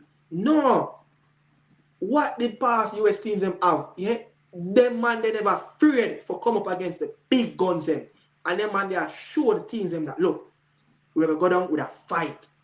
This team is beatable. And them only get over it because a Mexico team is there on them face. Yeah. Panama And we team, Jamaica, we not even capitalize. exactly. That's what I said. CONCACAF have gotten so weak. Costa Rica used to have this nice to balance of players. Mexico with the Herrera. Even Honduras used to be a decent. Even Honduras used to have a very good team. CONCACAF have gotten so weak. And Jamaica getting better players since the last 10 years. And now you see our level a drop with them. That's why I'm saying this was the summer I was expecting the Reggae Boyz to make and push for that next level. So the fans out here can see that. Look, I think Jamaica team, the strong team, and a good competent coach. I think we can match USA level. I think we can match their level. If we could get the coach appointment right, and the players who have available, I think we can match because Liam Bailey right now is performing as even better than anybody on the US team. Bailey, he have been one of the best winger in the Premier League if Bailey come back. You know, Demarai Gray. You know, who the pan USA team as a winger better than Demarai Gray other than Pulisic. You know what I'm saying? Mikel Antonio. USA don't have a striker. You know, Yeah. they don't have a striker. Mikel Antonio, one of the proven Premier League striker. You know, Over the years. Pinnock. One of Pinnock is Best a very good in the quality top defender. in the top rank around amongst defenders in the Premier League. You know, This season. who USA have? What's his name from Fulham? What's his Anthony name? Robinson. Not Anthony Robinson. Defender. Oh, Team Rim. Tim Reid, yeah. But you get where I'm coming from. Like, we have the quality. Like Andre Blake, one of the best USA keeper in the MLS. You get what I'm saying? You can go around the squad and look at all the quality we have. We have quality can match the USA team. I just don't think that we play the quality and the capability of the players to match the USA team. I think when we go against USA, we got scared. You know, the coach set up us to not. The coach set up us not to win the game, to defend.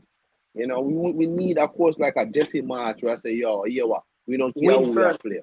No matter what you want to do, my identity come first. Exactly. And it's good on the front foot. Yeah. Excuse me. Yeah, you know what I'm saying? So I think this USA team is overrated. You know, a lot of teams in the CONCACAF region is on their face. Yeah. You get what I'm saying? Yeah. And that's why they dominate in the Nations League, the Gold Cup. You know what I'm saying? So I just think this team is overrated. Pulisic is a quality player for him there. You get what I'm saying? And you know, Mackenzie, you know, it and miss. Adam, it and miss.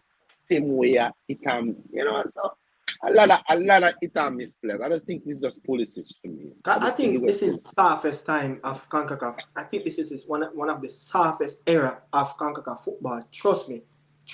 But when you look at Costa Rica, look at how they show themselves in the Copa America against the top teams in Paraguay. They beat Paraguay. Yeah, they beat Paraguay 2-1. You know, they come up, even though they got smashed, you know, by Uruguay, but you know, they showed a level of competence. I think it was Colombia. They showed a level of competence that, you know, they can provide a very good service, and they have very good youngsters. They trust in their youngsters, which we are not doing. I think in that game, that last game, I think it was against Paraguay, they have started around 3 teenagers in that starting lineup. You know, so teams are they are coming. Teams are coming. You get what I said? Teams are coming. Yeah. So you see, give these smaller teams another year when the World Cup cycle come back around again to play the qualifiers. Those teams will get better. Jamaica is those Jamaica. Teams. What? You know, but before we take the last 10 minutes of the show and talk about the Euros, you know, your best, you know, you have a best player that you really that you saw are a best young player in Copa America. In the Copa America? Yeah. Not really, but I like the midfielder from Colombia.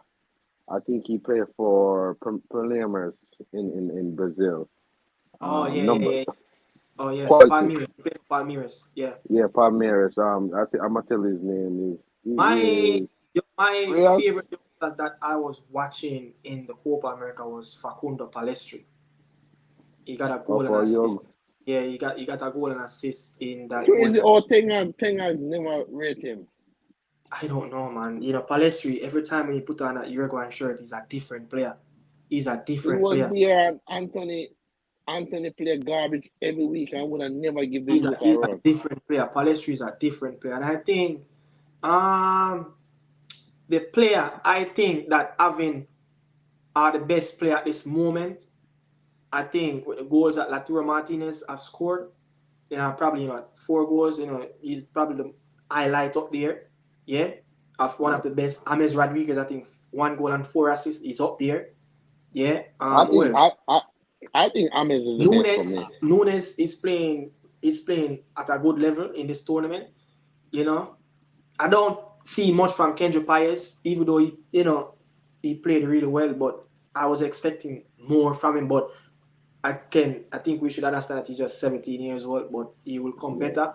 But I think I like that that player for Nottingham Forest, who's a Costa Rican that went down low to play for Bristol City. The number 10. Oh my God, he will be a very good player. And Chile have a player as well.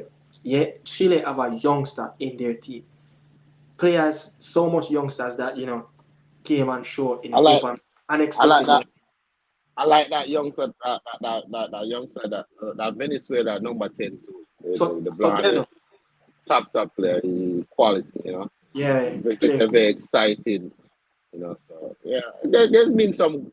I think he's late 20s. I think Soteldo is late 20s. Yeah. But I'm wondering why Jamie Lozano is still the coach of Mexico team. Maybe Mexico not have money neither. Yo. But Jamie Lozano, Mexico said, let's see. Because we can get up next week and yes, Mexico get a new coach. So, but I think that's what devastated, not making it out of the group as well. Mexico over the past few years have been struggling with coaches. Right? Coaches. They have not found since I think it's Miguel Herrera.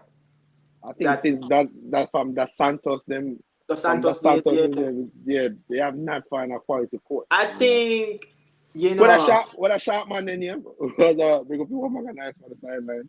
Shot big guy and they got the 2006 World Cup. Shot man, I'm always up. Big up people. Who that? Mexico. You know man, he shot and he always Miguel Herrera and in Ireland. Yeah, man. Miguel Herrera. Yeah, coach a team in Brazil, Yeah, very passionate. Yeah, man, very passionate. But Euros, let's spend the last 10 minutes, talking about. Let's get some of these comments. Argentina, one of our one-man team that I disagree with that. This Argentina is a complete team.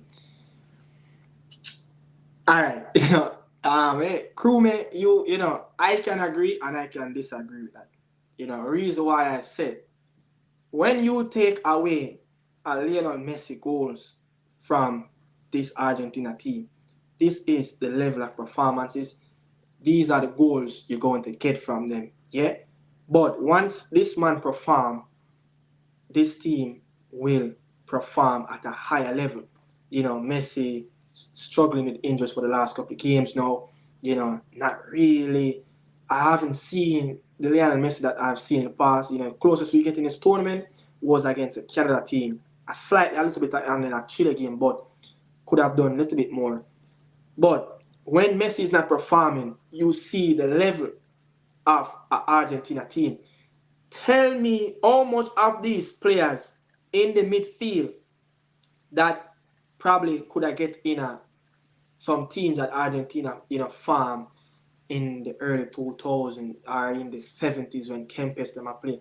Not many of these players of that level can go into those teams. So I think it's a disagree and agree thing to walk away with. But I see what you're saying. It's a team because Lionel Scaloni have made it a team where those 10 players will fight for Lionel Messi down to the goalkeeper. He said once him see Messi miss that penalty, he knows he must go step up in game to another level. He say, oh my God, I cannot let Messi sleep tonight thinking about what happened in the Centenario against Chile, in that final shot. To show that he came up big in that shootout and he have done really well. One man they say the US over. I think the US team over. I think the Jamaican team at some point, overhyped. I think we kind of close the eye, but Uruguay with the Marcelo Bielsa is one is on a different level. But I tell you, the king of football in South America, Marcelo Bielsa. Jake Drummond, Jamaica football culture is unique. We need a coach who is not too sensitive and can handle the JFF. I agree with that. Understand the players and command their respect and who can take us from rags to riches, Yeah, we're going to need, because look, it don't look like them money are out to move from the administration anytime soon, as Ricketts just got appointed again, re-elect, to the president. As someone said, I think, in the comment, that Mr. Ricketts is just quiet. He's quiet of all the issues that's really going around. So I think, we need somebody that can handle our, have similarities of experience of dealing with administration. Is it a club or a country? But 17-year-old Ecuador look fine. Yeah, he look really good. Probably I was expecting a little bit more from him. I think he can probably provide more service for the Ecuadorian team. But Ecuador, talking about Ecuador, Felix Sanchez have lost his job. Yeah, it was coming. It was long coming for the Ecuadorian coach. The man that win Qatar first Asian tournament. Yeah, so he's out of a job. Ecuador will be looking for a coach, and they're going to have to find someone quick, because they're behind Venezuela. I think they're in 5th position. They only scored 5 goals in their World Cup qualifiers. So they need to get back their journey really quick, and they need to find that coach that's going to bring that stability in that team. So very good sets of players, as they call it, the golden generation in Ecuador at the moment. They're trying to recreate what that 2016 did in Germany. So let's see, if they're going to get that promising coach that's going to take them to the next level.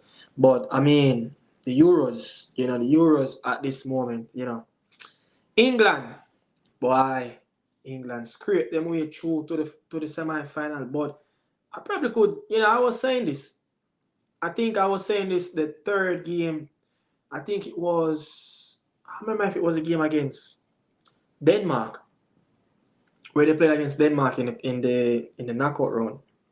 Yeah, I was saying, why Southgate don't go to the formation that he played with 3 at the back in the World Cup? I think that kind of worked for him, playing Kyle Walker at the right centre back, where he can overload, that right hand side, and get Alexander Trent, Trent Arnold in that right wing back, so he can provide service for Hurricane. I think Hurricane have starved, from service from the wing areas. Every time when Saka go down that right hand side, it's either you go down or you cut back in and then pass back. Kyle Walker not providing that service from that right hand side. Trippier, every time when Trippier get the ball, he pass the ball back. He's a natural right footer.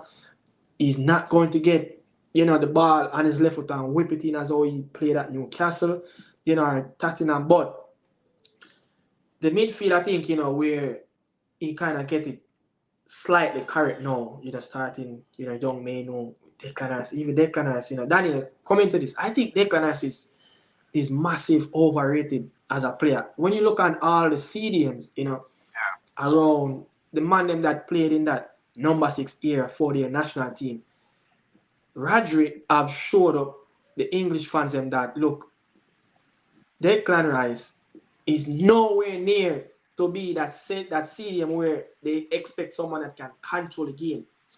Yeah? Time and time we see that Declan Rice don't want the ball with his back turned to his goal. He don't want to bring the ball out. He rather pick up the ball in the upper half of his defensive area. He cannot bring the ball out from the back, from the defenders.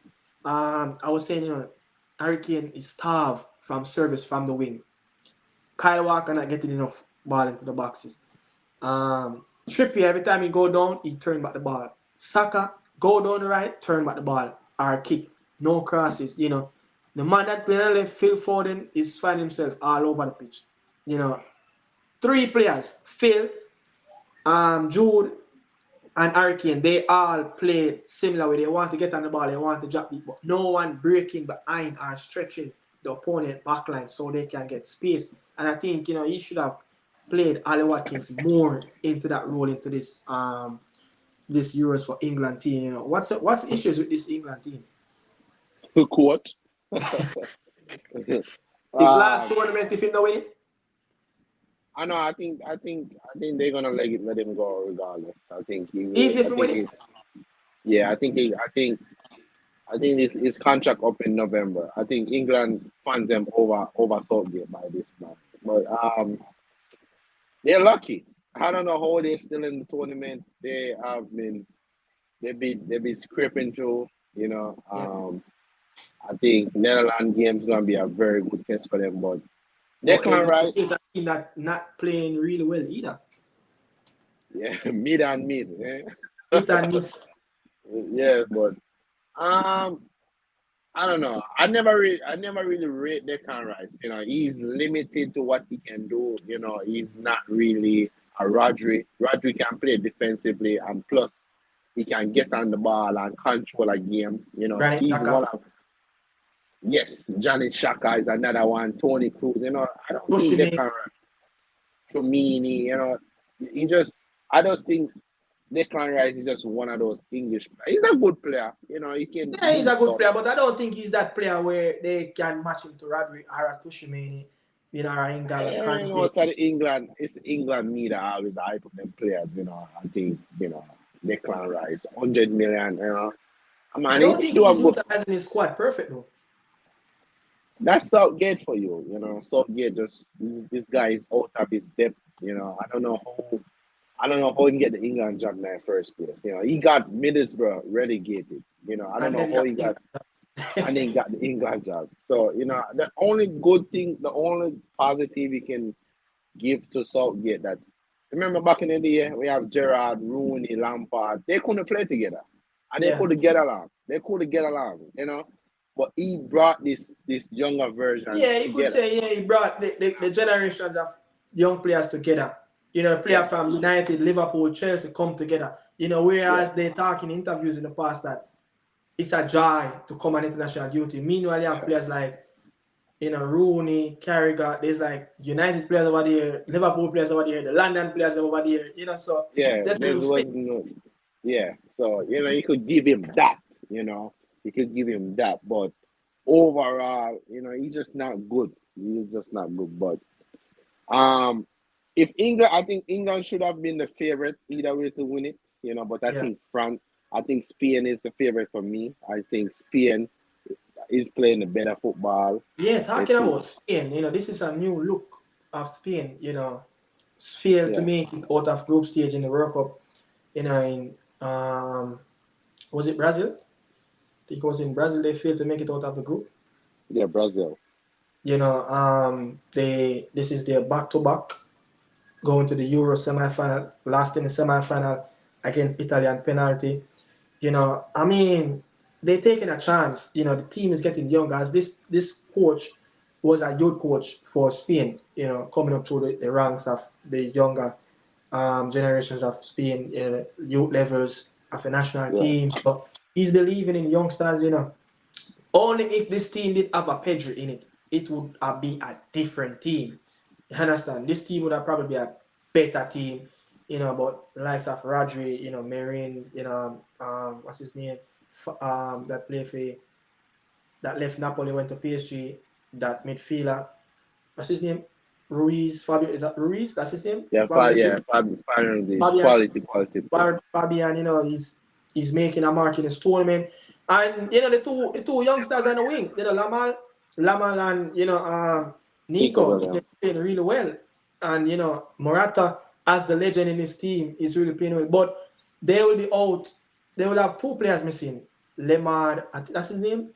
That Real Sociedad player, the center half, and Carval got a red card. Carval got two yellow card, right? yeah. They are, you know, those two players. I guess, you know, Jesus Navas against Kylian Mbappe. Is he going to play Jesus Navas on that right hand side against Kylian Mbappe? And you know, Let's Nacho see will come in. because Mbappe has not been that great this Yeah, you tournament know, either. Mbappe having, you know, since that knows, you know, it's hard for him to cope. But you know, let's see, you know, what that Spain coach going to do. But I guess those two changes will be the more like for like Jesus Navas and you know Nacho, who played in the first game when Laporte was nursing an injury. So let's see, you know, what going to happen. But I mean, your boy Cucurella have been playing excellent in the Euros. You know, let's see how that game going to go. But my my best young player so in the Euros, I would say that, I probably, the two wingers, Lamal and Nico, very good players. But the one that I love to watch, every time when this youngster get on the ball, Arda Gula, he is so excited. Yo, his passion of wanting to play all over the pitch, his fitness level. I think Real Madrid have a player, but is that always going to get utilized? I was talking to this Real Madrid fan yesterday, and I was saying to him, I think he's gonna be sacrificed. I Somebody have think to get he's. sacrificed. I think Somebody have to I. get He sacrificed. was saying that. Oh no, he gonna get. Yeah, I'm gonna say. No, I'm gonna say, no. is he gonna have the patience to want to stay on the bench He and might wait for stay it to this happen? season. He might stay this season. If it not happening this season, then next season, is he going to go on loan or he's going to, even though it's a long-term process for him, he's the third player to have a goal and assist as a teenager in the Euros. Ronaldo and Messi have done it in the past. They are the only two players have done it before him. So very good player. I just love watching him. I love watching him. And the team that I love watch, Austria and Albania. Oh my God. Austria and Albania. Who said Ralph Ragnick not a sense? That man show you why he turned down the Bayern Munich job. You could imagine, David Alaba or that player that played for Wolves, that they signed from Stuttgart, the injured player that have 2 ACL in a year. 2 year. What's his player? I can't pronounce his name. You know who I'm talking? Who that? The player that Wolves, the striker that Wolves signed from Stuttgart. Khaled Oh no, Sanax. no, oh no, me can't pronounce that man. That man is Those long. two players are out, but you could imagine if those two players, Alaba and him, was playing in that Austria team. But I Yeah, think they're quality. yeah, They're this I think this is one of the most excited European World Cup cycle qualifiers going to come up, cause what this play in the Euros going to show the teams in that look. Just take away the Luxembourg, the San Marino, all these things, Cyprus, but put in the Turkey, the Albania, Switzerland have made it in the knockout round in the last 4 major tournaments. So a good team. Denmark, Norway is missing. Norway, is looking at their television like we should be in this tournament. Sweden, another Scandinavian team, missing from the competition, but the level of competition now that we saw in the Euros, it's gonna be difficult it's going to be difficult to go to the World for Cup. the big teams to qualify for the World Cup, and especially they're going to have games, at home, and Turkey, they will be coming. They have a very good young team that what's his name, Montella, the Italian coach, is doing a really good job. So yeah, happy times, but. So what you say? I think the Nations League is it? What's coming up next for the Europeans? Is it we're gonna qualify our Nations League? Let me look. But I know Listen, I think it's both the Nations League and because the Yeah, the World Cup Nations is League is coming up for Europe. Nations League coming up for Europe, and then the Nations League for us. The World Cup qualifiers for CONMEBOL. Let's look on over by the Asian. What's coming up next for them? Also, it is the World Cup qualifiers coming up for the Asian, and I think some African Cup something like that qualifiers coming up for CAF.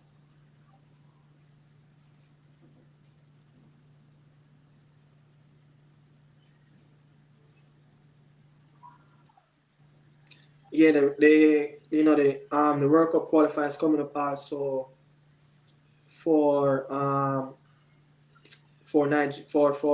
the African teams next year. So but look at it though, last finishing up right now, Germany's out, the host, yeah. That they said what the hosts haven't won the Euros, for so many years. Yeah. Copa, I want to pick Daniel Brain, who will be his favorite, to win those trophy. I think this France team might going to struggle and win this tournament. Who's your favorite for the last for the two tournaments that's coming up in the semifinals? Copa and Euros. I think for me, I think it's Spain, but I would Spain. love for England to win. You know, for Palmer, Bellingham, and all of them. It's coming home. You know, I love for England to win, but I think Spain are gonna win it. Spain just look well Yeah, look at it, you know. And then for yeah. the Copa, for the Copa for me, I think Colombia are gonna win it for me. The Copa America. Yeah, I think Colombia look the best team. I think Colombia might win it.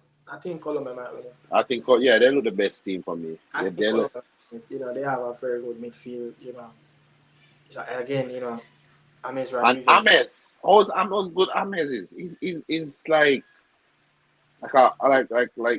aging really good, you know, especially playing for Every his time when you country. put on the yellow and blue jersey, it's a different James Rodriguez. Yeah. Which team is playing for right now? Sao Paulo? Oh, he's in Brazil? Okay. Yeah, Sao Paulo. Yeah, but people, you know, thanks for tuning in, man, you know. Unique and Dan podcast, really appreciate everyone tuning in. Yeah, please, if you haven't do so and you're out, you know, like the video and if you haven't subscribed as yet, really appreciate you subscribe to both platform, you know, Ricardo Media Host and Daniel Football Show. Yeah, as we come here and talk about football. Football at it, yeah. We soon be talking about the Olympics as well. You know, let's see what Thierry Henry can do with that French team in the Olympic. Let's see what the US men's national team. Where's the Olympic keeping? France. France? France. Okay. Yeah. Okay. France, you know. So France have a very good team. Let's see what they're going to do. No Mexico in the Olympic. It's the first in around 2 decades Mexico gonna qualify for the Olympic. You know, Mexico have always there. No Brazil either in the Olympic. You know, so I mean, the women. You can't imagine. You can't imagine. Look at this. Imagine the Reggae Boys and Reggae Girls in the Olympic. Imagine if we beat Canada in those two-legged games for the women. If the man never go on their madness after the FIFA Women's World Cup. And you could imagine why Jamaica never get why the men team never get qualified for the Olympics? Because I think 2 years ago, Dominican Republic beat the under 20 World Cup qualifier. That's what they used. So we went to the quarterfinals and Dominican Republic beat us 1-0.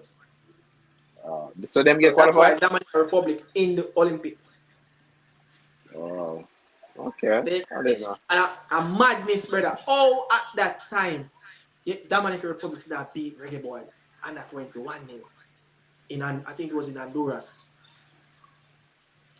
Guatemala beat Mexico. Yeah. Yeah, Guatemala beat Mexico. Yeah. And that was the under 20 World Cup play, the qualifier they played, the under 20 World Cup played in Argentina, I think last year. And last time Jamaica make it to under 20 World Cup, it was in Argentina, I think it was 2001, I think. When Kemar Dada Daly then went to that World Cup, I think.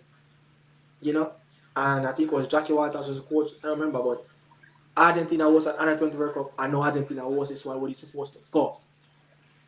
And then, if we just win that game, we should have beat Denmark in that game. Yeah. In that youth game. I would have gone at Olympic. We should have at least have a better preparation in that women game in the two-legged game against Canada. So you can imagine football again for the Reggae Boys and girls, you know?